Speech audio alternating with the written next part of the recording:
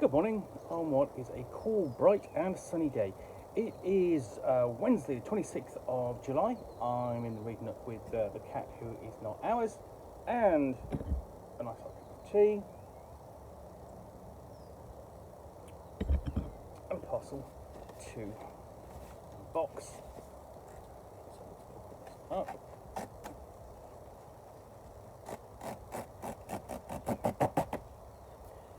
So, what I have got here is a copy of Chew.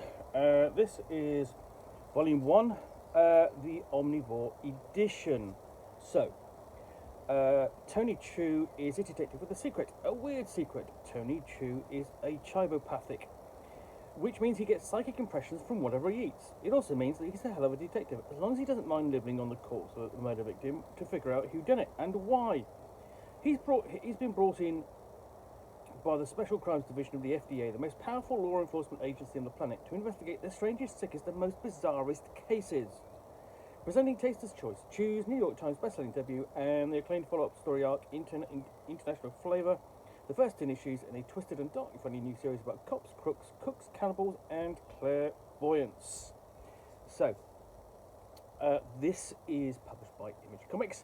It's a detective series with a difference. I think there's like 5 or 6 volumes in the entire run of the Omnivore Editions.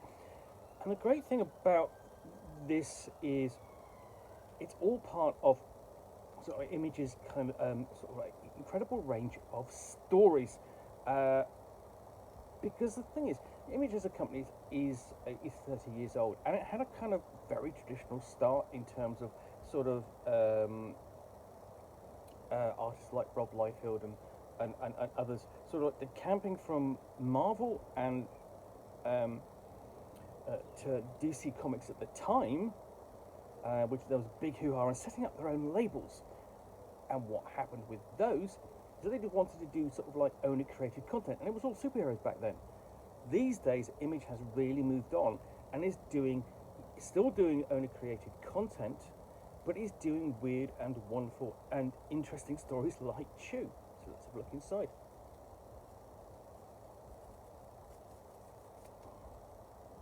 So in fact, some of my favourite comics of the past, I suppose, decade have come from Image Comics, because, you know, I like superhero comics, but I also like other stories, and there are some really great stories like Lazarus, by Greg Rucka, Alex and Ada, and Sex Crimes is Funny. Yeah, there's a lot to take in. So this is a bit of a kind of like a weird sort of detective horror comic, but a horror in the sense of, you know, oh my god, that's horrifying, disgusting kind of thing, because it's all to do with what we eat, and Chew kind of brings that up really kind of close to us, because the main character has to eat more than we would. So, Taster's Choice, Chapter 1, kind of the front cover, and here we go. You've got a nice sort of breakdown and image of the sort of like, you know, kind of a setup, someone sort of like chopping food, and he's kind of explaining everything, what he does, you know, how he eats things in order to solve crimes, and it's like that the only thing he can eat where he doesn't get any kind of reaction is beets, which I gather are turnips, I believe, or something. They're a root vegetable. So yeah.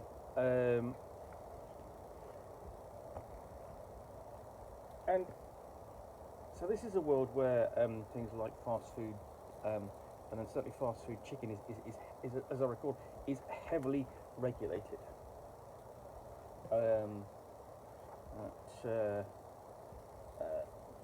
You know, to the point that it's sort of like it's producing it can be something of a crime. And so apart from the comic books, there is a board game based on this as well, and there's also a role-playing game, which is one of the role-playing games I'd actually love to try and get and try out. So yeah.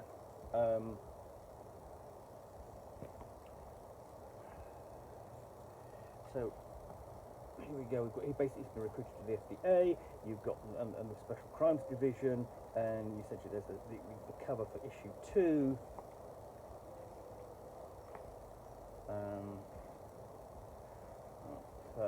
And basically at this point it's sort of like this is his induction into the agency, meeting all the sort of like his fellow cast members who who he'll be working with.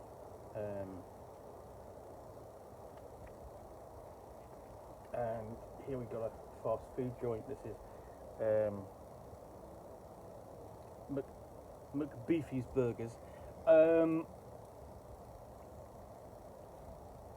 it's kind of like a commentary upon our fast food nation, and how how fast food is prevalent in our society. I mean, it's not something that I necessarily partake in myself all that often.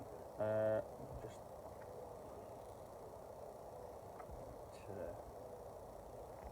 and here, Tony's confirmed as sort of like target of the Men in Black.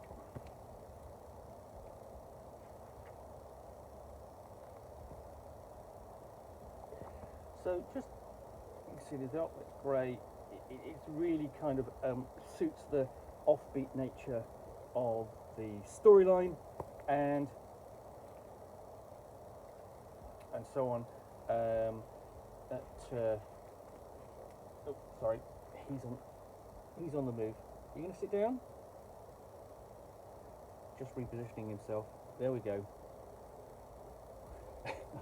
That's the danger of you've got a cat in your lap, and he doesn't really have much bother about what you're doing. It's all about his comfort.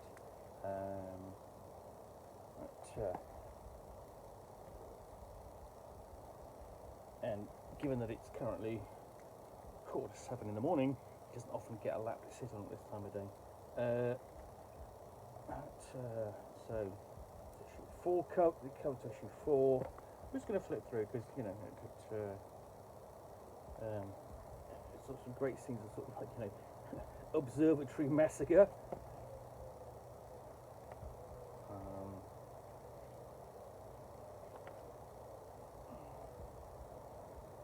So you've got an isolated mystery at an observatory.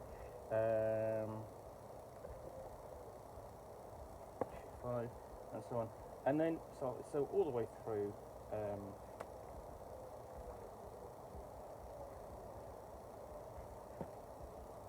So you've got crime detection, weirdness, sort of like it's almost like this is I mean the whole take upon the sort of like the secret organisation or special crimes division of an agency, and you think it's of an odd agency. You don't necessarily think yes, the Food and Drugs Agency are going to have investigators. Of course they are. But to have a special crimes division, just sounds absurd. But there we go.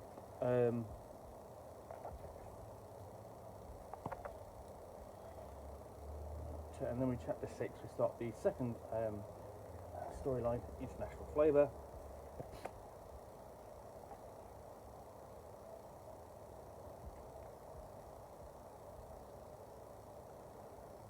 And then we have some kind of tentacular thing with, that's probably a pineapple.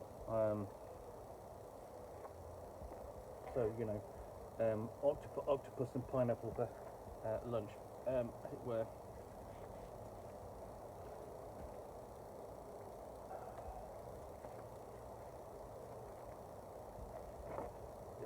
Chapter 7.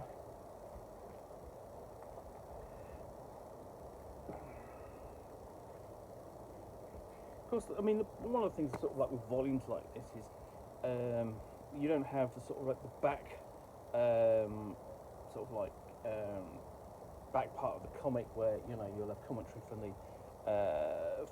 the authors and the editors and so on, and letters like that. So you kind of miss that as sort of like as as reading a comic and as originally intended, or yeah.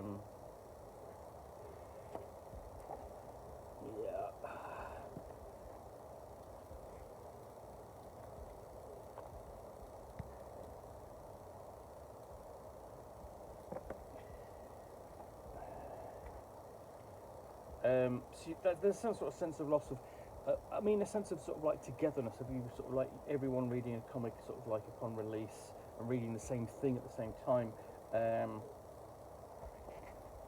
But you have all the story in one place. And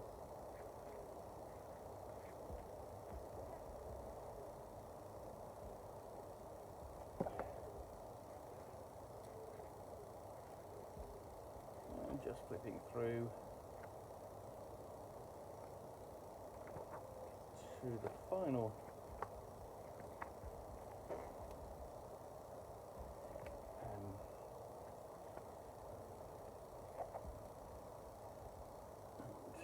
page and the cover. Let's say all about food, and so you've got the climax of the storyline, international flavour storyline.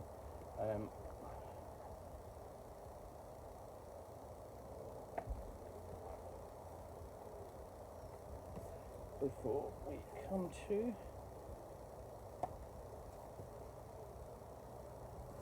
final pages, and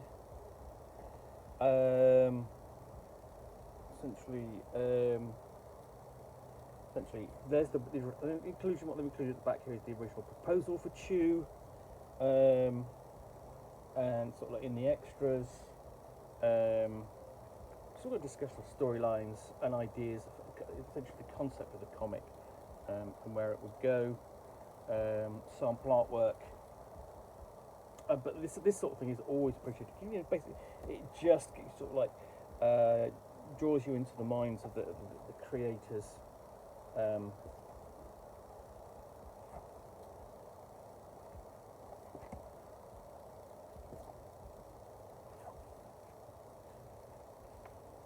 And there they are.